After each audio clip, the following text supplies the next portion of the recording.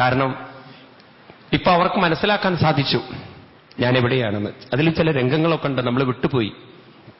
വസിഷ്ഠരും ശ്രീരാമസ്വാമിയും തമ്മിലുള്ള സംവാദം, അതുപോലെ 3 അമ്മമാരെയും കാണുമ്പോൾ ശ്രീരാമസ്വാമി നമസ്കരിക്കുന്നത്, ഭരതനോട് കൈകേയി മാതാവിനെ വന്ദിക്കാൻ പറയും. അമ്മയോടൊരിക്കലും എതിർക്കരുത്, അമ്മയല്ല പ്രശ്നങ്ങൾ ഉണ്ടാക്കിയത്, ഇതിങ്ങനെ വരണമെന്ന് നേരത്തെ തന്നെ എല്ലാം നിശ്ചയിക്കപ്പെട്ടിട്ടുണ്ട്, ഇത് ഓരോരുത്തരും അനുഭവിക്കേണ്ടതാണ്, നമ്മളിങ്ങനെ കടന്നു പോവേണ്ടതാണ്. അതുകൊണ്ട് നമ്മളെ ഒരാൾ വേദനിപ്പിക്കുമ്പോഴും അയാൾ വെറും ഒരു നിമിത്തമാണെന്ന് മനസ്സിലാക്കി അയാളെ ഒരിക്കലും വെറുക്കരുതെന്ന് പറഞ്ഞു കൊടുക്കുന്ന രാമനെ നിങ്ങൾക്ക് കാണാം. തന്നെ കാട്ടിലയച്ചതിന് കൈകേയി മാതാവിനോട് അല്പം പോലും ഒരു വിഷമവും ശ്രീരാമസ്വാമിക്ക് ആരോട് തോന്നിയില്ല, കൈകേയിയോട് തോന്നിയില്ല എന്നുള്ളതാണ്. പ്രത്യേകിച്ച് നമ്മൾ ഇന്നത്തെ കാലത്തൊക്കെ പഠിക്കുമ്പോണ്ടല്ലോ എത്ര മനോഹരാണ്, ഒരാളോടും വിദ്വേഷമില്ലാത്തൊരു ജീവിതം എന്നൊക്കെ സങ്കല്പിക്കാനില്ലെന്ന് നമുക്ക് പറ്റുള്ളൂ അല്ലേ? വളരെ വളരെ പ്രയാസമാണ്. കാരണം ഇന്ന് നമ്മളിൽ സഹജമായിരിക്കുന്ന ഒരു വികാരം എന്ന് പറയുന്നത് എന്നെ വേദനിപ്പിക്കുന്ന ഒരാളെ വെറുക്കുക എന്നുള്ളതാണ്. അത് നമ്മൾ അറിയാതെ പറ്റിപ്പോവും അത്. എന്നാൽ രാമനിൽ നിന്ന് നമ്മൾ പഠിക്കേണ്ടുന്ന ഒരു വലിയൊരു പാഠം തന്നെ വേദനിപ്പിച്ച ഒരാളോട് അല്പം പോലും വെറുപ്പില്ല എന്നുള്ളതാണ്. ഇതൊക്കെ അദ്ദേഹത്തിന് സാധിച്ചത് ഒരു പക്ഷേ അറിവിന്റെ ശക്തമായ അനുഭവം കൊണ്ടായിരിക്കാം. നമ്മൾ അത്ര ആത്മീയമായ അറിവ് ഉറപ്പിക്കാത്തത് കൊണ്ടായിരിക്കാം നമ്മൾ ദുർബല വികാരങ്ങളിലേക്ക് വീണുപോകുന്നത്. ഇങ്ങനെ ശ്രീരാമസ്വാമി അവിടെ നിന്നും ചിത്രകൂടത്തിൽ നിന്നും പോവാൻ നിശ്ചയിച്ചു. എങ്ങോട്ടാ പോവുക? അവിടെ നിന്ന് കടന്നു പോകുന്നത് അത്രി മഹർഷിയുടെ ആശ്രമത്തിലേക്കാണ്. ഭാരതത്തിലെ അതിശ്രേഷ്ഠനായ ഒരു ആചാര്യനായിരുന്നു അത്രി മഹർഷി. സപ്തർഷികളിൽ ഒരാളാണ് അത്രി മഹർഷി. അദ്ദേഹം വിവാഹം ചെയ്തത്, ഭാഗവതത്തിൽ നിങ്ങൾ സ്വയംഭൂമനുവിന്റെ കഥ കേൾക്കും. അദ്ദേഹത്തിന്റെ മൂത്ത പുത്രിയായിരുന്നു, ആദ്യത്തെ പുത്രിയായിരുന്നു ദേവഹൂതി. ആ ദേവഹൂതിക്ക് കർദമ പ്രജാപതിക്ക് 9 പെൺകുട്ടികളുണ്ടാവും. ആ 9 പെൺകുട്ടികളിൽ ഒരാളാണ് അനസൂയാദേവി. ആ അനസൂയാദേവിയെയാണ് അത്രി മഹർഷി വിവാഹം കഴിയുന്നത്. തപസ്സിന്റെ പാരതമ്യമായിരുന്നു അത്രി മഹർഷിയും അനസൂയാദേവിയും.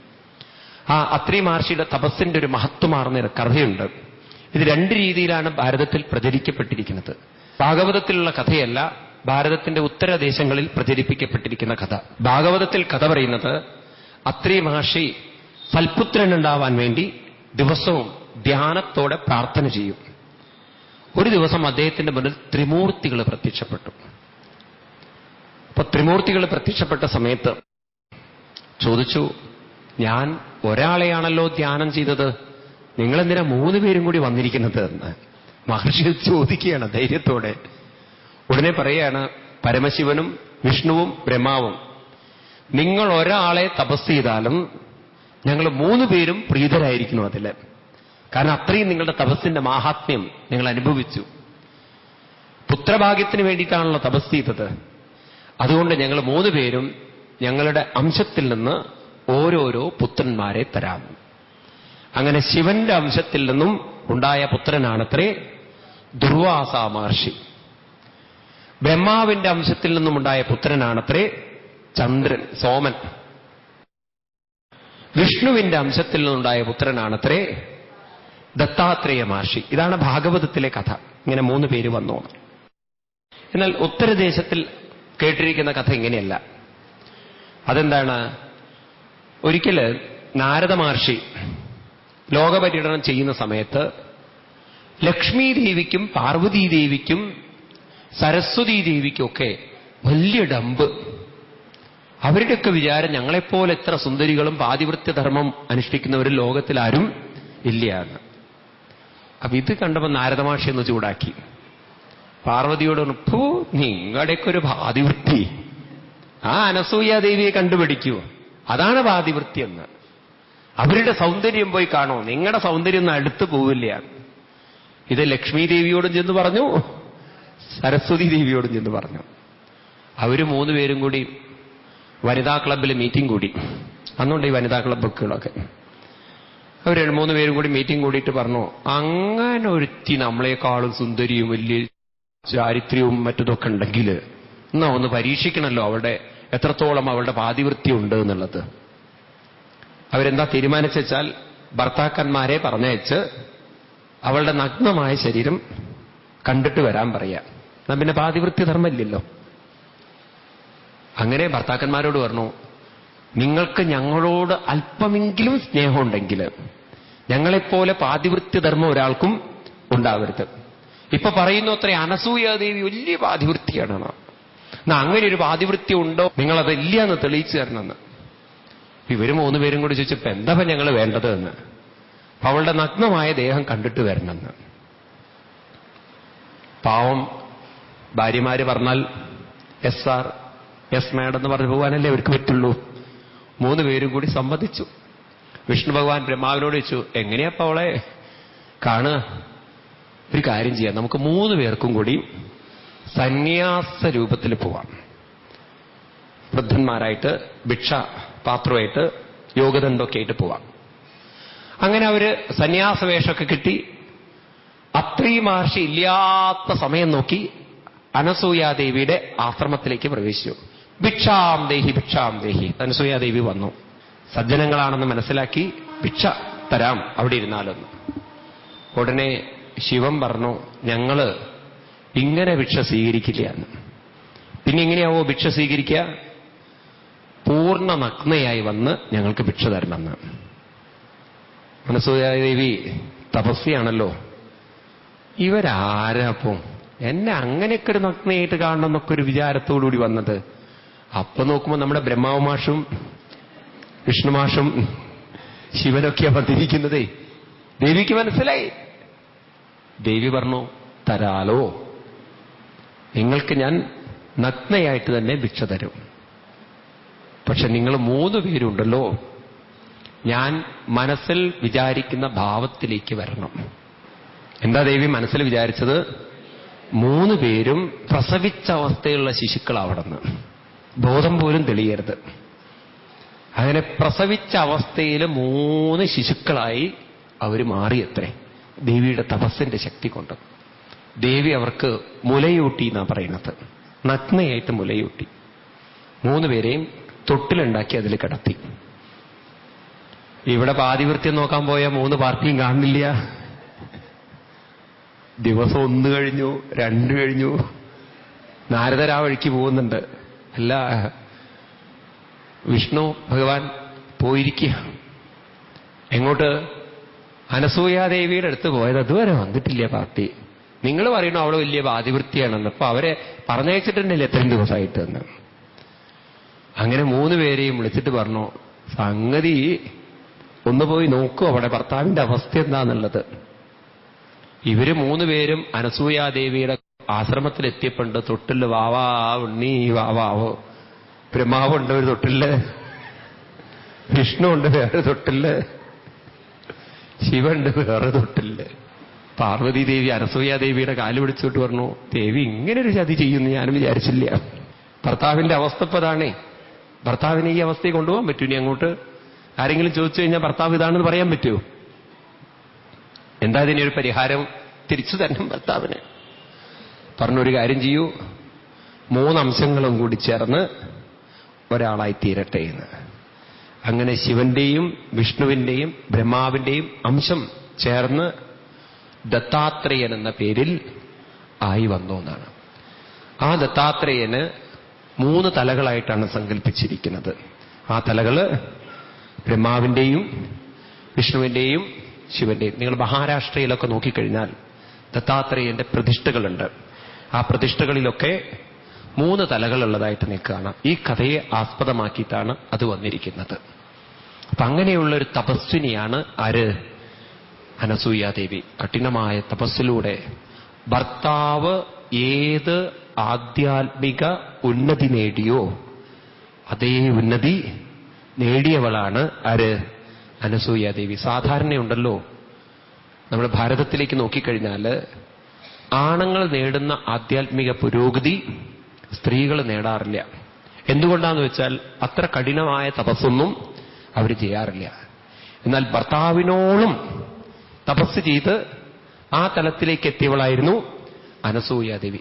എവിടെ അത്രി മഹർഷിക്കിരിക്കാനുള്ള യോഗ്യതയുണ്ടോ അതേ പീഠത്തിലിരിക്കാനുള്ള യോഗ്യത അനസൂയാദേവി നേടിയിരുന്നു പറയാണ്. എത്ര ആദരവ്! അത്രി മഹർഷി തന്നെ അനസൂയയെ നമസ്കരിക്കുന്ന പറയുന്നത് ആ തപസ്സിന്റെ ഫലം. നിങ്ങൾക്ക് ഭാരതത്തിൽ കാണാൻ സാധിക്കും അങ്ങനെ ഒരാളെ, രാമകൃഷ്ണ പരമഹംസരെയും അദ്ദേഹത്തിന്റെ ഭാര്യയായിരിക്കുന്ന ശാരദാദേവിയാണ്. അത്ര ആ ഒരു തലത്തിലേക്ക് ഉയർന്ന ഒരു അമ്മ, ആ തപസ്സിലേക്ക് ഉയർന്ന ഒരമ്മ, ഭർത്താവിനോളം തപസ്സിലേക്ക് ഉയർന്ന അമ്മ. അത്രി മഹർഷിയെ കണ്ടു, ആദരവോടെ ശ്രീരാമസ്വാമിയെ സ്വീകരിച്ചു, ലക്ഷ്മണനെയും സ്വീകരിച്ചിട്ട് പറയാണ്, അമ്മയെ നമസ്കരിച്ചിട്ട് വരൂ. ഒരു 3 പേരും അനസൂയാദേവിയെ നമസ്കരിക്കുകയാണ്. സീതയെ തൊട്ടടുത്ത് പിടിച്ചിരുത്തി പറയാണ്, ഒരു പത്നിയുടെ ധർമ്മം. അവിടെ ശരിക്കും അനസൂയാദേവി ധർമ്മം പറഞ്ഞു കൊടുക്കും. ഭർത്താവിനെ പരിചരിക്കലും ഭർത്താവിനെ ധർമ്മത്തിൽ നടത്തലും ഭർത്താവിനേക്കാളും തപസ്സനുഷ്ഠിക്കലുമാണ് പത്നിയുടെ ധർമ്മം. അപ്പം ഒരു പത്നി ഇങ്ങനെയൊക്കെ ചെയ്തിരിക്കണമെന്നാണ്. ഭർത്താവിനെ സേവിക്കുക മാത്രമല്ല, ഇന്നിപ്പോൾ അത് മാത്രമേ നമ്മൾ കാണുന്നുള്ളൂ. ഭർത്താവിനെ ധർമ്മത്തിൽ നടത്തണം ആര്? ഭാര്യ. എന്ന് മാത്രമല്ല, ഭർത്താവിനേക്കാളും തപസ്സനുഷ്ഠിക്കണം പത്നി. അപ്പോഴേ അതെന്തിനാ അങ്ങനെ പറയുന്നത്? ഭർത്താവ് പോയാലും തളരാതെ പതറാതെ ജീവിക്കണമെങ്കിൽ അതിനുള്ള കരുത്ത് ആരാർജിക്കണം? പത്നി ആർജിക്കണം. ഭർത്താവിനെ സംബന്ധിച്ചിട്ടുണ്ടല്ലോ, പ്രകൃതിയുടെ നിയമം അനുസരിച്ച് പൊതുവെ പ്രായമുള്ളവരാദ്യം മരിച്ചു പോകും. അപ്പൊ തീർച്ചയായിട്ടും ഭർത്താവായിരിക്കണം ഭാര്യയെക്കാളും മുന്നേ പോകുന്നവര്. ഭർത്താവ് പോകുന്ന സമയത്ത് ശുശ്രൂഷിക്കാൻ ഭാര്യയുണ്ട്, പക്ഷെ ഭാര്യ പോകുന്ന സമയത്ത് ശുശ്രൂഷിക്കാൻ ആരുമുണ്ടായി എന്ന് വരില്ല. അതുകൊണ്ട് തന്നെ എന്ത് വേണം? ഭർത്താവിനേക്കാളും തപസ് ചെയ്തുകൊണ്ട് മനസ്സിനെ ഉയർത്തിയിരിക്കണം ഭാര്യ. അനസൂയാദേവി പറഞ്ഞു കൊടുക്കുന്ന കാര്യങ്ങൾ ഇതൊക്കെയാണ്. എത്ര ഗംഭീരമാണ് നോക്കൂ. അങ്ങനെയൊക്കെയുള്ള അമ്മമാര് നമ്മുടെ ഭാരത മണ്ണിൽ ജീവിച്ചിരുന്നു, തപസ് ചെയ്തിരുന്നു എന്ന്. ഇതൊക്കെ നമുക്ക് കാണിച്ചു തരികയാണ്. ഈ വഴികളൊക്കെ നമ്മൾ സഞ്ചരിക്കുകയാണെങ്കിലല്ലോ നമ്മളൊക്കെ ശ്രേഷ്ഠന്മാരാവും. പലപ്പോഴും നമ്മൾ നേരത്തെ പറഞ്ഞ ഒന്നാമത്തതിലേ നിൽക്കുള്ളൂ, ഭർത്തൃ ശുശ്രൂഷണം. അത് കഴിഞ്ഞാൽ കഴിഞ്ഞു എന്നാണ് പലരും ധരിച്ചിരിക്കുന്നത്. ഈ ആധ്യാത്മിക പ്രചരണം ചെയ്യുന്നവരുണ്ടല്ലോ, ഏറെ തെറ്റിദ്ധരിപ്പിച്ചിട്ടാണ് കാര്യങ്ങൾ പ്രചരിപ്പിക്കുക. ഭർത്താവിനെ നോക്കിയാൽ എല്ലാം ഭഗവാൻ നോക്കിക്കോളൂ എന്നാണ്. അങ്ങനെയല്ല അർത്ഥം. ഭർത്താവിനെയും നോക്കണം, ഭർത്താവിനെ ധർമ്മത്തിൽ ചരിപ്പിക്കണം, ഭർത്താവിനേക്കാളും. അതുകൊണ്ട് തന്നെയാണ് ഭാരതത്തില് കൂടുതൽ വ്രതങ്ങൾ ആണുങ്ങളെക്കാളും സ്ത്രീകൾ നോൽക്കുന്ന സംസ്കാരം വന്നത്. നോക്കൂ, ഇതൊക്കെ പണ്ട് ഈ സംസ്കാരങ്ങളൊക്കെ അങ്ങനെയായിരിക്കണം വന്നിരിക്കുന്നത്. തിങ്കളാഴ്ച വ്രതങ്ങളും അതുപോലെ തന്നെ ഷഷ്ടിവ്രതങ്ങളും ഏകാദശി വ്രതങ്ങളും പല വ്രതങ്ങളും ആണുങ്ങൾ എടുക്കുന്നതിനേക്കാൾ കൂടുതൽ ഭാരതത്തില് സ്ത്രീകളാണ് എടുക്കുന്നത്. ഭർത്താവിനേക്കാളും ശക്തി ഒരു പത്നിക്ക് ഉണ്ടാവണം, ഒരു ഭാര്യയ്ക്ക് ഉണ്ടാവണം എന്ന് അനസൂയാദേവിയെപ്പോലുള്ള ആളുകൾ ജീവിച്ചു കാണിച്ചു തന്നതിന്റെ ശേഷമായിരിക്കാം ഒരു സംസ്കാരം ഇവിടെ വന്നത്. എന്നിട്ട് അതിമനോഹരമായ പട്ടുവസ്ത്രം കൊടുക്കുകയാണ്. അന്ന് അയോധ്യയിൽ നിന്ന് പുറപ്പെടുമ്പോൾ പെട്ടിയൊന്നും എടുത്തിട്ടില്ല. സീതാദേവി കണ്ടപ്പോ ആ പാതിവൃത്യത്തിന്റെ ധർമ്മം, തനിക്ക് വേണ്ടതെല്ലാം ഭർത്താവിൽ നിന്ന് കിട്ടും, ഭർത്താവ് നോക്കും, ഈ പൂർണ്ണ ബോധ്യം, സമർപ്പണം കണ്ടപ്പോ നല്ല ദുഃഖൂലം വസ്ത്രം കൊടുത്തു എന്ന്, പട്ടുവസ്ത്രം കൊടുത്തു എന്നാണ്.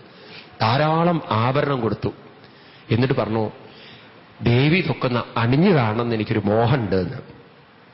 അങ്ങനെ പണ്ടത്തെ പോലെ സീതയെ ഒന്നുകൂടി സുന്ദരിയാക്കി മാറ്റി. ആ സൗന്ദര്യമൊക്കെ കണ്ടിട്ട് പറഞ്ഞു, എന്നും എന്നും എന്നും രാമന്റേതായി തീരട്ടെ, രാമനിലേക്ക് എത്തട്ടെ എന്ന്. ആ അനുഗ്രഹമായിരിക്കാം ശ്രീരാമസ്വാമി സീതയെ ഉപേക്ഷിച്ചിട്ടും സീത ഒരിക്കലും രാമനെ വെറുക്കാതിരുന്നത് പ്രിയാണ്. ഇങ്ങനെ രാമായണം നിങ്ങൾ നോക്കുകയാണെങ്കിൽ എന്തെല്ലാം പഠിക്കാനുണ്ട് രാമായണത്തിൽ നിന്ന്. എത്ര കാര്യങ്ങൾ ഒളിച്ചു വെച്ചിരിക്കുന്നു ഓരോ കഥയിലും. അങ്ങനെ അനസൂയാദേവിയിൽ നിന്നും അനുഗ്രഹം വാങ്ങിച്ചുകൊണ്ട് അത്രിയ മഹർഷിയെ നമസ്കരിച്ചുകൊണ്ട് അവര് അവിടെ നിന്നും പുറപ്പെടുന്നതോടുകൂടി, വീണ്ടും മുന്നോട്ട് പോകുന്നതോടുകൂടി നമ്മൾ അയോധ്യാകാന്ഡത്തെ ഉപസംഹരിപ്പിച്ച് ആരണ്യകാന്ഡത്തിലേക്ക് പ്രവേശിച്ചു. ആരണ്യകാന്ഡത്തിലാണ് ശ്രീരാമസ്വാമി സീതയും വളരെ ഘോരമായ ദണ്ഡകാര്യത്തിലേക്ക് പ്രവേശിക്കുന്നതും പഞ്ചവടി എന്ന് പറയുന്ന സ്ഥലത്ത് താമസിക്കുന്നതും അവിടെ വച്ച് രാവണൻ സീതയെ അപഹരിക്കുന്നതുമായിട്ടുള്ള കഥകൾ തുടങ്ങുന്നത് വളരെ രസകരമായൊരു ഭാവത്തിലാണ് തുടങ്ങുന്നത്. ശ്രീരാമസ്വാമി സീതയെയും കൊണ്ട് കാട്ടിലേക്ക് പോകുന്ന രംഗം വളരെ ശ്രദ്ധിക്കണം. ഇവിടെ ഘോരമായ കാട്ടിലേക്കാണ് ഇനി കടക്കേണ്ടത്. എങ്ങും മനുഷ്യനെ തില്ലുന്ന രാക്ഷസന്മാരും ക്രൂരമൃഗങ്ങളും ഉണ്ടാവും. അവര് അത്രി മഹർഷിയുടെ ബ്രഹ്മചാരികളായ യോഗികളായ കുട്ടികൾ കാണിച്ചു കൊടുത്ത വഴിയിലൂടെ നദി കടന്ന് ദണ്ഡകാരണ്യത്തിന്റെ പ്രദേശത്തിലേക്ക് കടക്കുമ്പോൾ ശ്രീരാമസ്വാമി ലക്ഷ്മണനോട് പറയുകയാണ്, ലക്ഷ്മണ, നീ എന്ത് ചെയ്യണം? മുന്നിൽ നീ നടക്കണം. വില്ല കയ്യിലെടുത്തുകൊണ്ട് നാലുപുറവും നോക്കിക്കൊണ്ട് നീ മുന്നിൽ നടക്കണം. അല്ലത് മനസ്സിലാവുണ്ടോ നിങ്ങൾക്ക്? ഇത് നിങ്ങൾ ശരിക്കും ഉൾക്കൊള്ളുകയാണെങ്കിൽ ഉണ്ടല്ലോ, ലക്ഷ്മണനോട് പറയുന്നത് ലക്ഷണയുക്തമായ ആധ്യാത്മികമായ അറിവുള്ള ഒരു ബുദ്ധിയോടുകൂടി വേണം ഈ ലോകത്തിലേക്ക് നമ്മൾ നടക്കാൻ. നാലുപുറവും നോക്കിക്കൊണ്ട് നടക്കണം. കാരണം ഇവിടെ ആരുണ്ട്? ഭക്ഷണാർത്ഥികളല്ലോ രാക്ഷസപരിഷകൾ. നമ്മളെ നശിപ്പിക്കാൻ സാധിക്കുന്ന ഭോഗലാലസതയുടെ സർവശക്തികളും നമ്മുടെ ചുറ്റുമുണ്ട്. അവർക്കെല്ലാം നമ്മളെ പിടികൂടാൻ സാധിക്കും. പലതിനും നമ്മളെ ആകർഷിച്ച് പതുക്കെ പതുക്കെ നമ്മളെ കൊല്ലാൻ സാധിക്കും. നമ്മളെ നശിപ്പിക്കാൻ സാധിക്കുന്ന സകലതും വിഭവങ്ങൾ നമ്മുടെ നാലുപുറവും ഉണ്ട്. ഇന്നത്തെ ഭാഷയിൽ പറഞ്ഞാൽ ഉപഭോഗ സംസ്കാരത്തിന്റെ രാക്ഷസപരീക്ഷകൾ നമുക്ക് ചുറ്റുമിരുന്നു കൊണ്ട് നമ്മളെ പിടികൂടാൻ നിൽക്കുന്നുണ്ട്. ലക്ഷണയുക്തമായ ബുദ്ധി കൊണ്ട് നാലുപുറവും നോക്കിക്കൊണ്ട് നീ പോവണം. നിന്റെ പിന്നാലെ വരണം ആര്? സീത. സീതയാകുന്ന മനസ്സ്. ഒരു പ്രലോഭനങ്ങളിലും മനസ്സ് വീണുപോകരുത്. ആ മനസ്സിന്റെ പിന്നാലെ ആരുമുണ്ട്? പരമാത്മാവാകുന്ന ഞാനുമുണ്ട് എന്ന്. എത്ര മനോഹരമാണത്! ഈ ലോകത്തിൽ സഞ്ചരിക്കുന്ന നമുക്കൊക്കെ ഉള്ളൊരു രാമായണത്തിന്റെ സന്ദേശമാണ്. നടക്കുന്ന സമയത്ത് നാലുപുറവും നോക്കിക്കൊണ്ട്, നാലുപുറവും നോക്കുക എന്ന് പറഞ്ഞാൽ പലതരത്തിലുള്ള പ്രലോഭനങ്ങൾ, പലതരത്തിലുള്ള ആകർഷണങ്ങൾ, പലതരത്തിലുള്ള പ്രശ്നങ്ങൾ, പലതരത്തിലുള്ള വിഭവങ്ങൾ, ഇതൊക്കെ കാണുന്ന സമയത്ത് അതിലേക്കൊന്നും എടുത്തു ചാടി വീണ് രാക്ഷസപരീക്ഷകളായ അവര് നമ്മളെ തിന്നുമുടിക്കാൻ, നശിപ്പിക്കാൻ നമ്മളെ ഒരിക്കലും അനുവദിക്കരുത്. മനസ്സിനെ നല്ലവണ്ണം പ്രലോഭനങ്ങളിൽ നിന്ന് മുക്തമാക്കണം. ആ മനസ്സിന് പിന്നിൽ ആരുണ്ട്? പരമാത്മാവായിരിക്കുന്ന ഭഗവാനുണ്ട്. ഇങ്ങനെ ജീവിക്കാൻ നമ്മൾ പരിശീലിക്കൂ. രാവിലെ എണീറ്റുടനെ 3 കാര്യങ്ങൾ ഭഗവാനോട് മനസ്സുകൊണ്ട് ഉരുകി പ്രാർത്ഥിച്ചുകൊണ്ട് വേണം ജീവിതം ആരംഭിക്കാൻ. എന്തൊക്കെയാണ്? ഞാൻ അവിടുത്തെ ദാസനാണ്. ഇന്ന് ആരോടൊക്കെ ഇടപഴകേണ്ടതുണ്ടോ, ആർക്കൊക്കെ എന്നാൽ സേവനം ചെയ്യേണ്ടതുണ്ടോ, അതെല്ലാം ആദരവോടെ സന്തോഷത്തോടെ എനിക്ക് ചെയ്യാൻ സാധിക്കണമേ. അവിടുന്ന് എന്ത് ഫലമാണോ ഇന്ന് ഞാൻ അനുഭവിക്കണം എന്ന് നിശ്ചയിക്കുന്നത്, അതെല്ലാം ആദരവോടെ സന്തോഷത്തോടെ സ്വീകരിക്കാൻ, അത് ഉൾക്കൊള്ളാൻ എനിക്ക് സാധിക്കണമേ എന്ന് പറഞ്ഞുകൊണ്ടാണ് നമ്മൾ ജീവിതം ആരംഭിക്കുന്നതെങ്കിൽ നമ്മളെ ഒരു തരത്തിലും മെന്റലി ഡിസ്റ്റർബ് ചെയ്യാൻ ചുറ്റുപാടിന് സാധ്യമല്ല എന്ന് പറയാണ്. എക്സ്പീരിയൻസ് അല്ല നമ്മളെ തളർത്തുന്നത്, ചുറ്റുപാടല്ല നമ്മളെ തളർത്തുന്നത്, ആറ്റിറ്റ്യൂഡാണ് നമ്മളെ തളർത്തുന്നത്. Change your attitude, not the experience എന്നാണ്. ശരിയാണോ പറയുന്നത്? നമ്മുടെ മനോഭാവം ഉത്കൃഷ്ടമായാൽ നമ്മളെ ഒരു എക്സ്പീരിയൻസിനും തളർത്താൻ പറ്റില്ല. നമ്മുടെ മനോഭാവം പ്രതീക്ഷകളുടെയും അതുപോലെ തന്നെ പിടിവാശികളുടെയും ദുരാഗ്രഹങ്ങളുടെയും ഒക്കെ ആവുമ്പോൾ അപ്രകാരം കാര്യങ്ങൾ നടന്നിട്ടില്ലെങ്കിൽ ആ അനുഭവങ്ങൾക്ക് നമ്മളെ ഇൻഫ്ലുവൻസ് ചെയ്യാൻ സാധിക്കുന്നത് it is not because of the experience but because of the attitude you are making എന്നാണ്. ഇപ്പൊ നമ്മളെ ശ്രേഷ്ഠമായ മനോഭാവം, ഭരതൻ എന്ന് പറഞ്ഞാൽ അറിവാകുന്ന മനോഭാവത്തിൽ ജീവിതത്തെ കൊണ്ടു നടക്കുന്നവനാണ് ഭരതൻ. ശിരസ്സിൽ പാതുകങ്ങളും കൈകളിൽ സേവനവും മനസ്സിൽ ഉൾക്കൊള്ളാനുള്ള ശക്തിയും ഉണ്ടെങ്കിൽ നമ്മളും ആരായിത്തീരുന്നു? ഭരതനായി കഴിഞ്ഞു. ഒന്നുകൂടി ആവർത്തിക്കാം. ശിരസിൽ പാതുകങ്ങൾ, അറിവിലൂടെ പാതുകങ്ങൾ, അറിവില്ലാതെയല്ല വെച്ചത്. ശിരസിൽ പാതുകങ്ങൾ, കൈകളിൽ സേവനം, മനസ്സിൽ എന്തും ഉൾക്കൊള്ളാനുള്ള ആ മനസ്സ്. ഇങ്ങനെ ഒരാൾ ജീവിക്കുകയാണെങ്കിൽ അവരെയാണ് ഭഗവത് ദാസൻ എന്ന് വിളിക്കുന്നത്. ഈ ഭാവത്തിൽ നമ്മൾ ഓരോരുത്തരും ജീവിക്കാൻ പരിശീലിക്കണം. ഭരതൻ അങ്ങനെ പോകുന്നു. അയോധ്യയിൽ നിന്നും, കൊട്ടാരത്തിൽ നിന്നും രാമനിരിക്കേണ്ടുന്ന സിംഹാസനത്തെ നന്ദിഗ്രാമത്തിലേക്ക് കൊണ്ടുവന്ന് ആ നന്ദിഗ്രാമത്തിൽ പർണശാല കെട്ടി അവിടെ ആ സിംഹാസനം സ്ഥാപിച്ച് അതിന്റെ മുകളിൽ രാമനിരിക്കുന്നതായി സങ്കല്പിച്ച് പാതുകങ്ങൾ വെച്ച് ആ പാതുകങ്ങൾക്ക് ചുവട്ടിലിരുന്നു കൊണ്ടും കിടന്നുകൊണ്ടും അവിടെ തന്നെ സ്വയം ഭക്ഷണം പാകം ചെയ്തുകൊണ്ടും ഭരതൻ രാജ്യം ഭരിച്ചു എന്നാണ്. നിങ്ങൾ വിചാരിക്കേണ്ട ഭരതൻ ഉള്ളിലിരുന്ന് തപസ് മാത്രം ചെയ്യായിരുന്നു എന്നാണ്. ശ്രേഷ്ഠമായ രാജ്യഭരണമാണ് ഭരതന്റെ കാലഘട്ടത്തിൽ. 14 വർഷം കഴിഞ്ഞ് രാമൻ തിരിച്ചു വരുമ്പോണ്ടല്ലോ, രാവണനോട് പറയും, ഇത്ര അക്ഷൗഹിണി സൈന്യം നമുക്ക് കൂടിയിട്ടുണ്ട്, രാജ്യത്തിന്റെ അതിർത്തി ഇത്രയും വർദ്ധിച്ചിട്ടുണ്ട്, രാജ്യത്തിൽ ഇപ്പോ നമ്മുടെ ഖജനാവിൽ ഇത്രയും ഫണ്ട് കൂടിയിട്ടുണ്ട്. ഇന്നിപ്പോ ഓരോ മന്ത്രിസഭ ഇറങ്ങി പോകുമ്പോണ്ടല്ലോ ഫണ്ട് കാലിയാക്കിയിട്ടാ പോണത്. ഇതൊക്കെ നമ്മൾ രാമായണത്തിൽ നിന്ന് പഠിക്കണം. ഭരതൻ ഫണ്ട് പോലും പറയും, ഇത്രയധികം ഖജനാവിൽ സമ്പത്ത് കൂടിയിട്ടുണ്ട്, രാഷ്ട്രത്തിൽ ആർക്കും ഒരു വിഷമങ്ങൾ, ഒരു പ്രശ്നവും റെക്കോർഡ് ചെയ്യപ്പെട്ടിട്ടില്ല. അത്രയും ഗംഭീരമായൊരു രാജാവിന്റെ ഭരണവും അതേസമയം താപസന്റെ ജീവിതവും സമന്വയിപ്പിച്ചു എന്നാണ്. ആത്മീയവും ഭൗതികവുമായ ജീവിതത്തെ ബാലൻസ് ചെയ്ത ആളാണ് ഭരതൻ. അതാണ് ഭരതന്റെ വിജയം എന്ന് പറയുന്നത്. ഗീതയിൽ അവസാനത്തെ ശ്ലോകമുണ്ടല്ലോ, എത്ര യോഗേശ്വര കൃഷ്ണോ എത്ര പാർത്തോ ധനുർധര തത്ര ശ്രീ വിജയം. അവിടെ ഐശ്വര്യമുണ്ട്, വിജയമുണ്ട്. ഒരു വശത്ത് തപസ് ചെയ്യുന്ന മനസ്സും മറുവശത്ത് സേവനോത്സുകമായ കൈകളും, ഇത് രണ്ടും കൂടി സമന്വയിപ്പിച്ചപ്പോ ഭരതന്റെ ജീവിതം ഉത്കൃഷ്ടമായി തീർന്നു എന്നാണ്. ഇതൊക്കെ നമ്മുടെ ജീവിതത്തിലുണ്ടല്ലോ, പലപ്പോഴും നമ്മൾ കൊണ്ടു നടക്കാത്തതാണ് പ്രശ്നം. നമ്മൾ സേവനഭാവത്തിലേക്ക് വരുന്നതേ വികടത്തലത്തിലാണ്. സേവനം ചെയ്യുമ്പോഴേ നമ്മൾ മറ്റൊരാളെ സ്നേഹിക്കും, മറ്റൊരാളെ പറഞ്ഞതൊക്കെ കൊണ്ടുതരും, മറ്റൊരാൾ ഹാഹു ഹീഹു എന്നൊക്കെ പറഞ്ഞ് നമ്മളെങ്ങനെ തലോടി വാത്സല്യത്തോടെ കൊണ്ടു നടക്കുന്നൊക്കെയാണ് നമ്മൾ സ്വപ്നം കാണുന്നത്. തപസ് എന്ന് പറയുന്നത് ആകെ അമ്പലത്തിൽ പോയിട്ട് ഗുരുവായൂരപ്പ, കേശവ, മാധവ 1 ലിറ്റർ പാല് ഞാൻ ഒഴിക്കാം, എന്റെ കാര്യങ്ങളൊക്കെ നടത്തി തരണേ എന്നുള്ള ഇത്രയുള്ളൂ നമ്മുടെ തപസ്.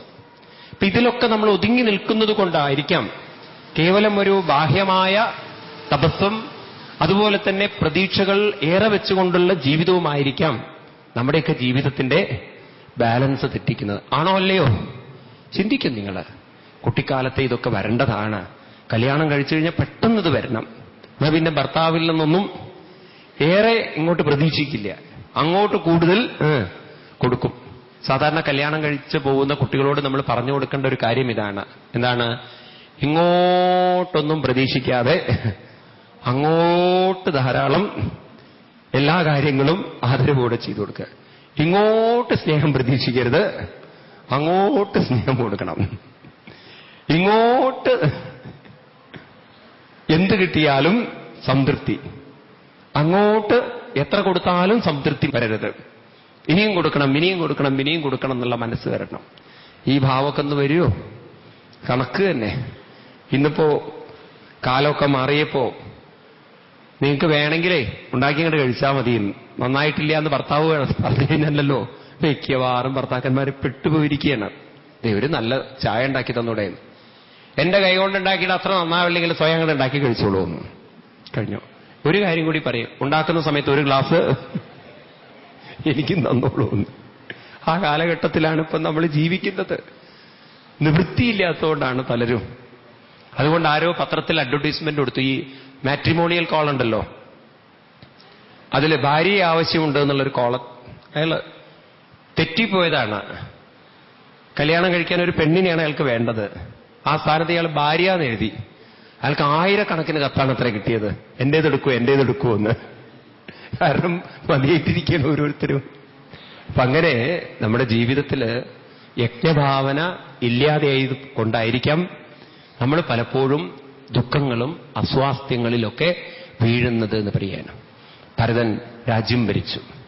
ശ്രീരാമസ്വാമിക്ക് മനസ്സിലായി, ഇനി ഇവിടെ ഇരുന്നാൽ ശരിയാവില്ല, ചിത്രകൂടത്തിൽ.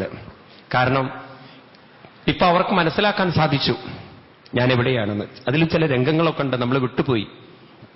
വസിഷ്ഠരും ശ്രീരാമസ്വാമിയും തമ്മിലുള്ള സംവാദം, അതുപോലെ 3 അമ്മമാരെയും കാണുമ്പോൾ ശ്രീരാമസ്വാമി നമസ്കരിക്കുന്നത്, ഭരതനോട് കൈകേയി മാതാവിനെ വന്ദിക്കാൻ പറയും. അമ്മയോടൊരിക്കലും എതിർക്കരുത്, അമ്മയല്ല പ്രശ്നങ്ങൾ ഉണ്ടാക്കിയത്, ഇതിങ്ങനെ വരണമെന്ന് നേരത്തെ തന്നെ എല്ലാം നിശ്ചയിക്കപ്പെട്ടിട്ടുണ്ട്, ഇത് ഓരോരുത്തരും അനുഭവിക്കേണ്ടതാണ്, നമ്മളിങ്ങനെ കടന്നു പോവേണ്ടതാണ്. അതുകൊണ്ട് നമ്മളെ ഒരാൾ വേദനിപ്പിക്കുമ്പോഴും അയാൾ വെറും ഒരു നിമിത്തമാണെന്ന് മനസ്സിലാക്കി അയാളെ ഒരിക്കലും വെറുക്കരുതെന്ന് പറഞ്ഞു കൊടുക്കുന്ന രാമനെ നിങ്ങൾക്ക് കാണാം. തന്നെ കാട്ടിലയച്ചതിന് കൈകേയി മാതാവിനോട് അല്പം പോലും ഒരു വിഷമവും ശ്രീരാമസ്വാമിക്ക് ആരോട് തോന്നിയില്ല, കൈകേയിയോട് തോന്നിയില്ല എന്നുള്ളതാണ്. പ്രത്യേകിച്ച് നമ്മൾ ഇന്നത്തെ കാലത്തൊക്കെ പഠിക്കുമ്പോണ്ടല്ലോ എത്ര മനോഹരാണ്, ഒരാളോടും വിദ്വേഷമില്ലാത്തൊരു ജീവിതം എന്നൊക്കെ സങ്കല്പിക്കാനില്ലെന്ന് നമുക്ക് പറ്റുള്ളൂ അല്ലേ? വളരെ വളരെ പ്രയാസമാണ്. കാരണം ഇന്ന് നമ്മളിൽ സഹജമായിരിക്കുന്ന ഒരു വികാരം എന്ന് പറയുന്നത് എന്നെ വേദനിപ്പിക്കുന്ന ഒരാളെ വെറുക്കുക എന്നുള്ളതാണ്. അത് നമ്മൾ അറിയാതെ പറ്റിപ്പോവത്. എന്നാൽ രാമനിൽ നിന്ന് നമ്മൾ പഠിക്കേണ്ടുന്ന ഒരു വലിയൊരു പാഠം, തന്നെ വേദനിപ്പിച്ച ഒരാളോട് അല്പം പോലും വെറുപ്പില്ല എന്നുള്ളതാണ്. ഇതൊക്കെ അദ്ദേഹത്തിന് സാധിച്ചത് ഒരു പക്ഷേ അറിവിന്റെ ശക്തമായ അനുഭവം കൊണ്ടായിരിക്കാം. നമ്മൾ അത്ര ആത്മീയമായ അറിവ് ഉറപ്പിക്കാത്തത് കൊണ്ടായിരിക്കാം നമ്മൾ ദുർബല വികാരങ്ങളിലേക്ക് വീണു പോകുന്നത്. ഹരേ രാമ ഹരേ രാമ രാമ രാമ ഹരേ ഹരേ ഹരേ കൃഷ്ണ